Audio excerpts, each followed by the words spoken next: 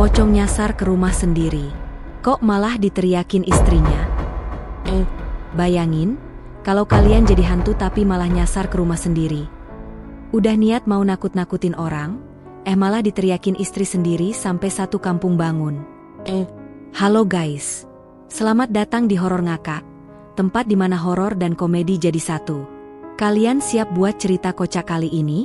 Jangan lupa siapin kopi biar nggak keselak gara-gara ketawa.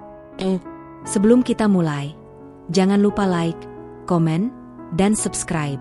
Karena setiap like kalian membantu hantu-hantu nyasar biar nggak malu lagi di akhirat. Oh iya, komen di bawah. Semoga semua pocong dapat petunjuk jalan pulang, biar nggak ada lagi yang nyasar. Tertawa terbahak-bahak. Malam itu, suasana kampung Sukamati hening banget. Angin dingin berhembus, lampu jalan berkedip-kedip, dan suara jangkrik nyaring bikin suasana makin serem.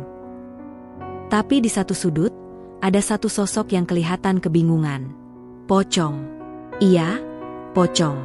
Tapi bukan pocong biasa. Ini pocong yang baru, lahir, alias baru meninggal, jadi dia masih bingung sama aturan main dunia hantu. Lah, kok aku di sini? Harusnya aku di kuburan, kan? Gumamnya sambil loncat-loncat kecil. Dia mencoba ingat-ingat, tadi prosesi penguburannya gimana.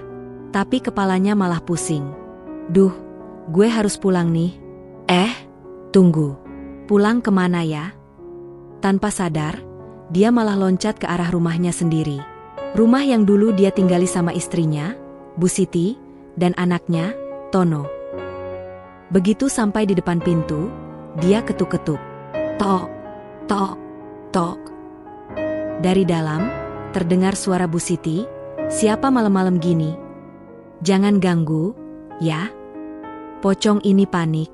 Lah, kok istri gue galak amat? Dia coba ngomong, tapi yang keluar dari mulutnya malah suara mendesis nggak jelas. Penasaran, Bu Siti ngintip dari jendela. Begitu lihat ada pocong di depan rumah, langsung jerit, "Pocong!" Sontak sekampung bangun. Para tetangga keluar rumah, bawa sapu, sandal, bahkan wajan buat musir si hantu. Pocong kita panik. Weh, gue suaminya, Pak RT, Pak RW, Mas Karjo. Gue masih inget utang Mas Karjo di warung. Tapi, tentu saja, gak ada yang ngerti dia ngomong apa. Yang mereka lihat cuma pocong yang loncat-loncat bingung. Gebuk aja, teriak Bu Siti, makin panik. Pocong itu makin panik. Jangan dong, gue mau masuk doang. Di tengah kekacauan, anaknya, Tono, keluar sambil bawa HP. Bu, bentar-bentar. Ini serem banget, aku mau live di TikTok dulu. Seketika suasana jadi berubah. Para tetangga yang tadi mau ngelempar wajan malah ngeluarin HP masing-masing. Bener juga, buat konten yuk, kata salah satu warga. Pocong kita makin bingung. Hah? Lah, ini kenapa malah jadi sesi live?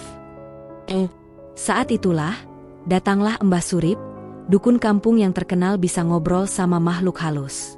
Dia berdiri gagah di depan pocong itu, mengeluarkan dupa, dan berkata, "Siapa namamu, wahai arwah penasaran?" Pocong itu, dengan penuh harapan, berusaha bicara, "Aku." Tapi suara yang keluar malah kayak radio rusak. Mbah Surip langsung mengangguk-angguk. Jelas. Ini pocong gaptek. Semua warga terdiam, lalu ngakak. Maksudnya apaan, Mbah? Ini pocong belum ngerti sistem komunikasi alam gaib. Harusnya dia pakai telepati, bukan suara. Pasti dia baru mati. Pocong itu kaget. Loh, iya juga ya. Udahlah, pulang sana ke kuburan.